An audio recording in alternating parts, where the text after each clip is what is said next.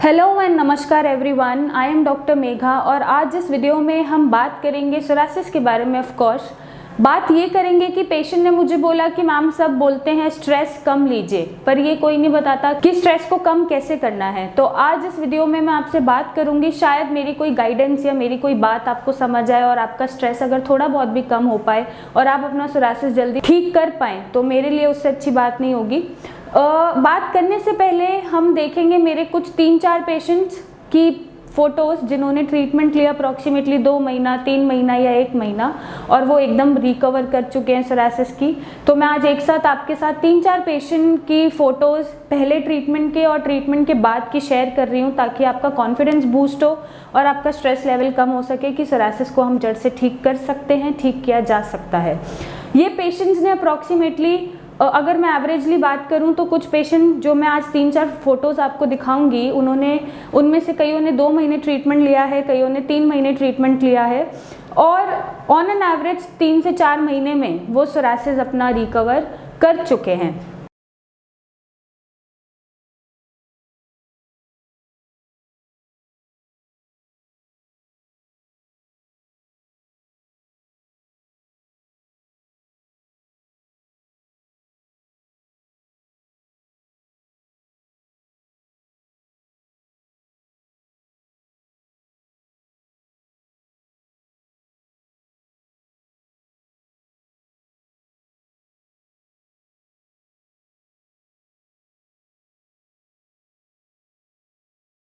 अब मैं बात करूं कि पेशेंट जो जल्दी रिकवर करते हैं और उन पेशेंट्स की जो बहुत धीरे धीरे या स्लोली या बहुत महीनों में रिकवर करते हैं, उनमें क्या डिफरेंस होता है। एक तो पैथोलॉजिकल डिफरेंस होता है कि उन्हें साथ में हो सकता है, जो पेशेंट स्लो रिकवर कर रहे हैं उन्हें साथ में कोई शुगर की प्रॉब्लम हो, उन्हें साथ में अर्थराइटिस की प्रॉब्लम हो या और कोई मेडिकल कंडीशन जुड़ी हुई हो, जिससे हम रिस्ट्रिक्टेड हो जाते हैं ट्रीटमेंट में मेडिसिन देने के लिए। और क्योंकि शुगर है साथ में, तो बॉडी अपने आप को धीरे धीरे हील करती है, हीलिंग प्रोसेस जो है वो स्लो हो जाता है, इस वजह से वो थोड़ा धीरे धीरे रिकवर करते हैं। कुछ एज फैक्टर्स होते हैं। अब सपोज कोई बंदा 24-25 साल में जिसको सोरासिस है और किसी पेशेंट को 60-70 साल की उम्र में सोरासिस है, तो according to the age responses body के बदलते रहते हैं। जो आपकी क्षमता यंग एज में रिकवर करने की है वो ओल्ड एज में नहीं रह जाती। ओल्ड एज में कंपैरेटिवली पेशेंट्स जो हैं थोड़ा स्लो रिकवरी करते हैं, क्योंकि थोड़ा मेटाबॉलिज्म हिला होता है, थोड़ा एसिमिलेशन हिला होता है, मेडिसिन पे रिएक्ट करने की पार थोड़ी स्लो हो जाती है, तो इस वजह से भी बॉडी के रिस्पॉन्सेज थोड़े स्लो हो जाते हैं। थर्डली, अगर आप बहुत स्ट्रेस में हैं, जिसके बारे में आज हम बात करने वाले हैं, तो भी आपकी रिकवरी या तो होती नहीं है या वो एग्रावेट करती रहती है या वो बहुत ही स्लो होती है। तो मेरी आपसे ये दरख्वास्त है कि आज मेरी कुछ बातें सुन के अगर आपका स्ट्रेस लेवल कुछ कम हो सकता है तो प्लीज़ उसको अपनाइएगा। सबसे पहली बात, हमें स्ट्रेस किस चीज़ का होता है? स्ट्रेस मुझे भी है, स्ट्रेस आपको भी है, दुनिया में हर किसी इंसान को अपनी अपनी लाइफ में अपने अपने जो भी इन्वायरमेंट है या जो भी रूटीन है या लाइफ है, उसको लेके कुछ ना कुछ स्ट्रेस ज़रूर होता है। मुझे स्ट्रेस है, मुझे अपने सारे पेशेंट ठीक करने हैं, पेशेंट ठीक करने के बाद मुझे भी अपनी फैमिली का स्ट्रेस होता है, लेकिन उस स्ट्रेस को अपनी बॉडी पे इफ़ेक्ट होने देने में और उस स्ट्रेस को सिर्फ स्ट्रेस तक रखने में बहुत डिफरेंस होता है। अब अगर मैं बात करूं खुद की, सपोज अगर मैं खुद का ही एग्जाम्पल दूं, तो अगर मुझे स्ट्रेस है कि मुझे पेशेंट ठीक करना है या पेशेंट ठीक नहीं हो रहा या उसके एग्रावेशंस हो रहे हैं या सोरासिस बिगड़ रहा है, तो मैं ये बात पे ओवर थिंक नहीं करूँगी बार बार कि अरे यार मेरा पेशेंट ठीक ही नहीं हो रहा, अरे मेरे पेशेंट को एग्रावेशन हो रहे हैं। मैं ये सोचती नहीं रहूँगी कि उसको एग्रावेशन हो रहे हैं, या मैं उसको स्ट्रेस नहीं लेती रहूँगी कि मैं घर जाके भी ये स्ट्रेस ले रही हूँ कि उसको एग्रावेशन हो रहे हैं। मैं बार बार उसको हफ्ते 10 दिन 15 दिन बस सोचे ही जा रही हूँ कि एग्रावेशन हो रहे हैं, बल्कि मैं क्या करूँगी, उसका कुछ उपाय ढूंढूंगी कि मैं उसके एग्रावेशंस को कैसे रोकूं। तो आपको ओवरथिंक ना करते हुए चीज़ों को, जैसे ये मैंने एग्जाम्पल दिया है, ओवरथिंक ना करते हुए चीज़ों को, उन चीज़ों का या उस प्रॉब्लम का सल्यूशन ढूंढना चाहिए।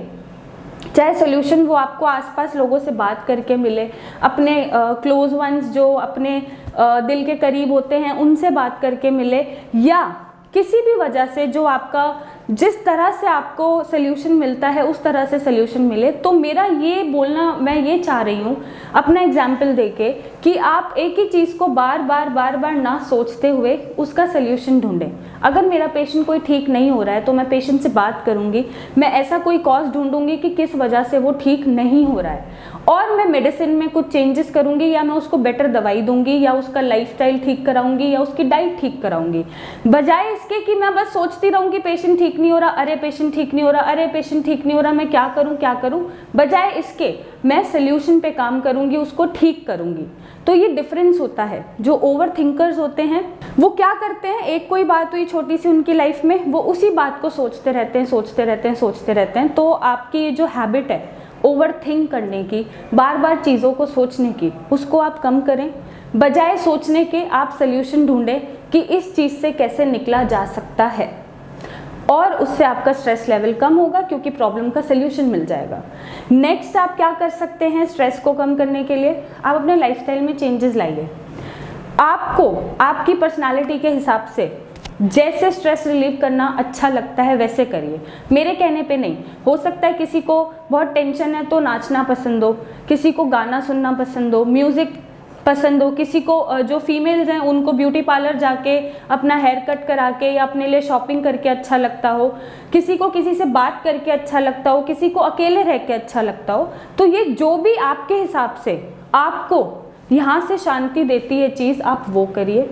आप मेरी मत सुनिए, मैं आपको बस कुछ तरीके बता रही हूँ कि आप अपना स्ट्रेस कैसे कम कर सकते हैं। सोल्यूशन आपको ढूंढना है, सोल्यूशन आप ही बताएंगे कि आपका स्ट्रेस कैसे कम हो सकता है। और जैसे मैं पेशेंट देख रही थी तो पेशेंट ने मुझे बोला, मैंने उनसे बोला कि आपको क्या करना पसंद है, तो उन्होंने मुझे बातों बातों में बताया कि हाँ जी, मुझे जब गुस्सा आ रहा है या मैं बहुत सोच रही हूँ या मैं बहुत टेंशन में हूँ तो मुझे म्यूज़िक सुनना पसंद है, तो मुझे ध्यान डाइवर्ट करना पसंद है, मुझे बाहर घूमना पसंद है, शॉपिंग करना पसंद है। तो उनके हिसाब से उनका ये डिस्ट्रैक्शन पॉइंट है, वो अपने स्ट्रेस को चैनलाइज कर सकती हैं कुछ और करके।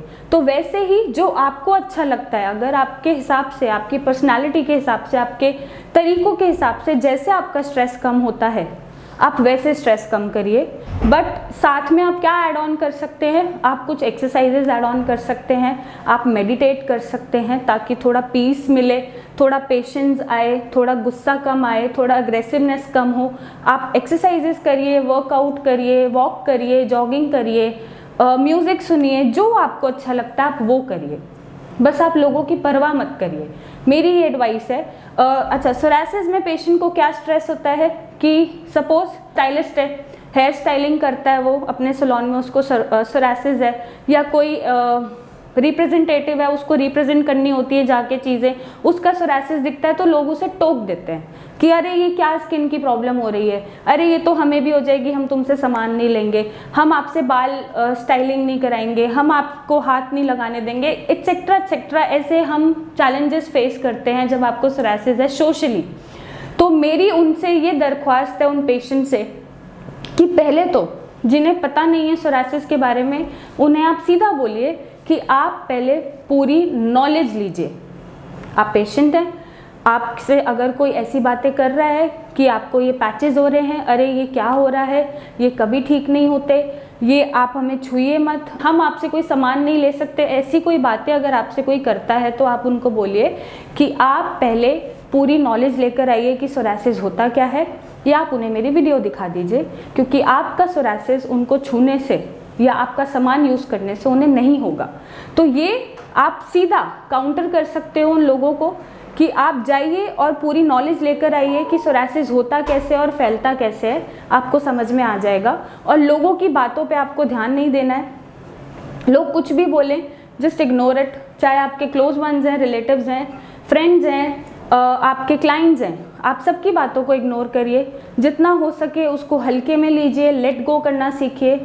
और लोगों का तो काम है बोलना, right, it's a famous saying कि कुछ तो लोग कहेंगे, लोगों का काम है कहना। तो बस वही वाली बात है, लोगों की बातों पे आपको ज़्यादा स्ट्रेस नहीं लेना है और सोचना नहीं है कि आपको क्या हो रहा है। आपको कुछ नहीं हो रहा, यू आर एब्सोल्युटली नॉर्मल। आपके स्किन पे बस पैचेस हैं एबनॉर्मल, जो दवाइयों से ठीक किए जा सकते हैं। अब अगर मैं बात करूं लोगों की बोलने की, तो लोग तो भगवान को भी नहीं छोड़ते हैं। अगर उनके साथ कुछ गलत होता है तो वो बोलते हैं भगवान ने ऐसा कर दिया। तो जब वो भगवान को ही नहीं छोड़ रहे तो आप तो सवाल ही नहीं उठता कि वो आपको छोड़ दे।